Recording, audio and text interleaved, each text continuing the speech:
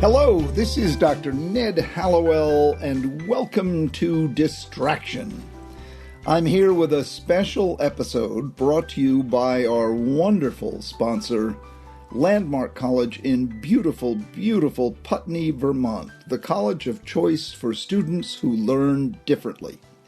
And to help with this special episode, I am joined by one of our all-time favorites, Jessica McCabe, the host of How to ADHD, which now, she told me, has 360,000 followers. So you should join and be 360,001. Not that many people follow something unless it's really worthwhile. And Jessica, she's just full of positive energy and wisdom and smarts and knowledge. And for her tender young age, she sure does know an awful lot. So welcome to Distraction, Jessica. Thank you. Gosh, you are just so good for my self-esteem. Probably everybody should be on this show just to hear how you talk about them. Thank you. That's really kind of you. It is all true.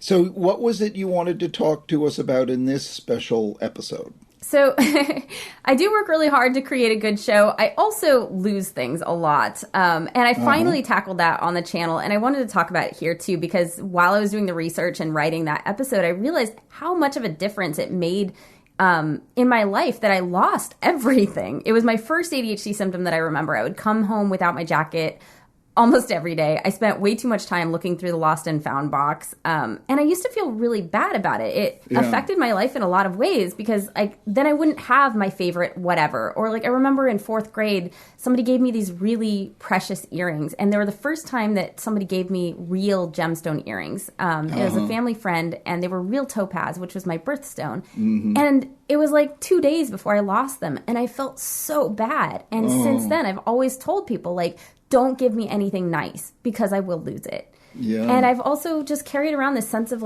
incompetence, and I paid the ADHD tax of having to replace things so many times. Yeah. And I used to just think this was this character defect. It was just something wrong with me that I can't, this is why I can't have nice things. Right. And then I realized doing this research, it really is our ADHD that makes it so difficult to hold on to things. We're often distracted when we put stuff down, or we impulsively set it down for just a second and then end up doing 5 other things. And then when we go looking for things to make things more challenging, our brains don't filter out extraneous stimuli very well. So when we go looking for the thing, we see all these other things that need our attention, so we end up responding to these. Mm-hmm. And this, by the way, is also often why we're late. And so it has this incredible ripple effect throughout our entire lives that we lose things so often. And I finally decided to tackle it. And how did you do that? Well, I took my mom's advice.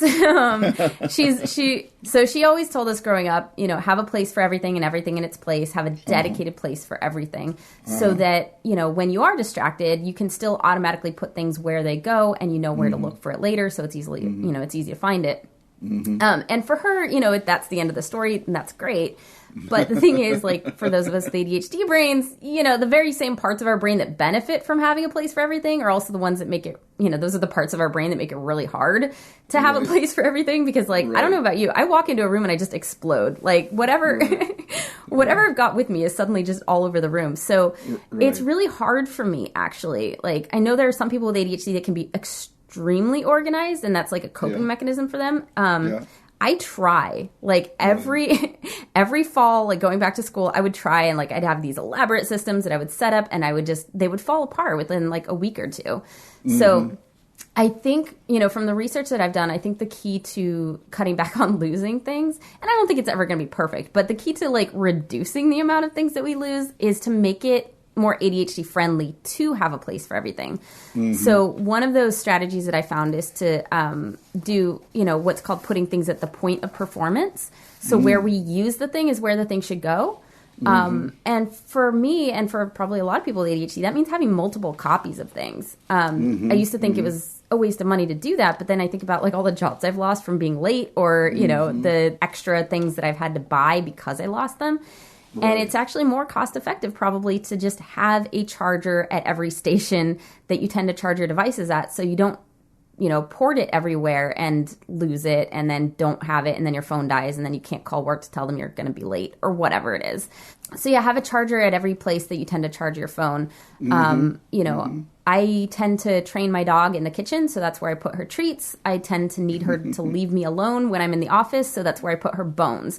I've started really being conscious about, like, put things where I will use them. Just such a good principle. Let me just quickly interrupt and say, Jessica is brought to us through the courtesy and goodwill of Landmark College, the school for students who learn differently. It is located in beautiful Putney, Vermont. So please go on, Jessica. Sorry to interrupt. No, you can tell I'm really passionate about this. I'm like, I must share this with everybody because I wish I'd known when I was in college. It would have made things a lot easier. Yeah, sure would have. Yeah, like put things where you're going to use them, and then also make it as easy as possible to put it back because it doesn't matter if there's a place for everything if it doesn't actually end up in that place. Right. But I tend to be really impulsive, really impatient. And so things like I have a coat closet, but it's so much effort to open the door, like get a hanger out, take my jacket off, put the jacket on the hanger, zip it up, like stick it back in, close the door. So I just got a coat rack and I just throw my coat on that. And now I'll actually do it instead of it ending up on the couch or, on the floor. Mm-hmm. So you have to make the place user-friendly too. Yeah, exactly. And the cool thing is by making it user-friendly for somebody with ADHD, it really makes it user-friendly for everybody. So there's really no reason not to do this. Like minimize the number of steps involved. Make it mentally easy by making it clear where the thing goes. So like label makers are really good for this. If you don't have a label maker, like a Post-it note or whatever, it seems so silly to have to do this, but it really does help our brains out so much if we don't have to process like, okay, I'm holding this thing. Where does this thing go? Like if there's just a label that says like, this is where it goes. It's like, okay, I don't even have to think about it. It's going to be so much more likely that I put it there. Clear containers. I never really understood why this was recommended for people with ADHD all the time. And then I got some and I'm like, oh, right. Because like now, my dog's bones are in a clear container. So I don't have to like remember which container it's in or even read a label. I can just see them and it's so much easier. And then the other like couple tips, like make it satisfying or enjoyable. If you get a mini reward for putting it there, like there's a key hook you really like it makes you smile every time you look at it. Like you're more likely to put your keys there. If you have a pretty comforter or bedspread, like if you like the way your bed looks when it's made, maybe you'll be a little more likely to make it. And again, these are things where it's like, that shouldn't matter, right? We get stuck in like shoulds and shouldn'ts and like, I should just do the thing. I shouldn't need this extra stuff. But it's the way our brain works, Yeah, absolutely. And I think we should use whatever tools we have at our disposal. Absolutely. No, and the fact that you feel good once you do it as a natural reinforcer. Yeah, exactly. And we do. We need those little reinforcements because the whole like, well, it'll like be good for me to get into this habit. It's just not motivating enough, to be honest. Like when you've got a million other things going on, you've got other things you're thinking about. It's just like, you're not thinking like when you throw your coat on the ground, you're not thinking like, oh God, then I'm going to have to go dry clean it and this and that. It's just like in that moment, it's the easiest thing. So if you make the easiest thing to throw it on a coat hook, well, now you don't have to worry about it later. And then, like, this I think is worth mentioning. A lot of times, like, people walk into somebody's house with ADHD, and this has happened to me, or somebody's bedroom with ADHD, and they're like, oh, God, this is a mess. Let me help you clean it up. I'm actually really opposed to this because, like, if somebody comes in and helps us clean up and we don't know where things go, well, now we really have no idea where anything is. Oh, yeah, that's awful. Right? And so sometimes we have organizational strategies that maybe don't make sense to other people, but I'm a really big believer in, like, we should be the ones to clean up. Like, we can get support, like having a body double there, having somebody in the room with us, encouraging us or whatever, but we should be the ones to do it so that we know where things go, right? Like this is part of the problem. My mom used to clean up for me all the time. And like at the time I was like, oh, that's great. And then the next morning, like I'd go to look for my stuff and I have no idea where it is. And then I never learned how to clean up myself. Right. And so now I'm an adult and I have like my apartments are always a disaster because like I'm like, wait, this apartment didn't come with a mom. Right. Not many apartments do. No, it's really unfortunate. I keep looking for the apartment that comes with that as an amenity, and I have yet to find it. Well, if you get really wealthy, then you can just hire someone to do everything for you. But even then, you want the feeling of I'm doing some of this by myself. Yeah, and you want to be able to know where stuff goes. Like, I've had a maid come and clean before, and I'm completely lost for like a week. Like, I don't know where they put anything. Right, exactly. So at the very least, like, we should be involved in the decision-making process of, like, where things should go and then label them.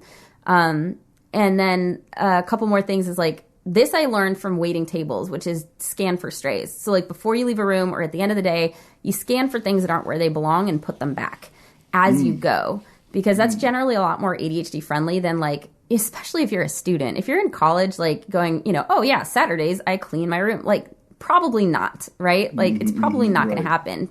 Right. But if you get in the habit of scanning as you go, and at least the things you know you're going to need, like, oh, you know, there's a textbook on my bed. Like, I should probably put that back on the bookshelf or back in my backpack or wherever I need it to be. What's the line from waiting tables? What did you say? Oh, so scan for strays. So, like, look for anything that's not... Like, as a server, you're looking for, like... What does that have to do with waiting tables? Oh, as a server, you're constantly looking for dirty dishes. You're constantly looking for, like, you know, the coffee pot isn't where it's supposed to go. The trays aren't where they're supposed to go. You're constantly, like, scan for strays. I waited tables for a whole summer, and I never learned about scan for strays. So that's a great principle. Scan for strays. Yeah, and that way you clean as you go, which is a lot... You know, it's just a lot more tolerable. It doesn't feel like as big a thing, but you're constantly, like, cleaning up just a little bit, and then it doesn't get as overwhelming, I think. Right. And then, like, the last thing is keep it consistent. It can be hard, like, when you're moving, when you're going to college, but, like, if you try to have whatever spot you set up, have that stay consistent as possible, then it's a lot easier, because if a spot for something keeps changing, it disrupts our ability to put it there automatically and know where to look. So, like, I would deal with this when I used to think that having, like, lots of purses was a good idea. So, like, I'd have, you know, things could be, like, in my backpack or in this purse or in this purse or in this purse. Finally, I'm like, I get one purse and one backpack. Right. Like, that's it. Because the fewer places that something could be, the less time we're going to spend looking for it. It's such a great principle. The fewer places to look, the more likely you'll find it. Yeah. And then the last thing is, like, get a tile. Like, seriously, do you use those, Dr. Howell? Yes. Do you use tiles? I have it on my keychain all the time. Yeah. So, like, anything that travels that's important, like a remote or, you know, your keychain, or, like, I stick it in my bullet journal. Anything you do have to take from place to place, like, it's such a good idea to have, like, a tracking device on it. So, yeah, I use Tile. I'm sure there are other ones out there, but that's one I was introduced to, and I like them a lot. As always, Jessica, you are a treasure trove of tips. You know, any of you listening, you can find many more by going to Jessica's website, howtoadhd.com. That's howtoadhd.com. And your YouTube channel is what, just How to ADHD again? Yeah, youtube.com/howtoadhd. Oh, that's wonderful. That's wonderful. Well, thank you so much. Landmark College thanks you, the wonderful sponsor that we have. Learn more about how they help students with ADHD succeed in college at lcdistraction.org. That's LC for Landmark College, lcdistraction.org. I kid about it, but this truly is the best in the world at what they do. And if you want to sort of get ready for college or supplement college or have it be your college experience, and you have one of these wonderful brains that Jessica and I share and talk about, go to lcdistraction.org. Distraction is created by Sounds Great Media. The podcast is recorded and edited by the amazingly talented Pat Keogh. And our producer is the unbelievably awesome star of stage and screen, Sarah Guertin. I'm Dr. Ned Hallowell, and thank you so much for listening.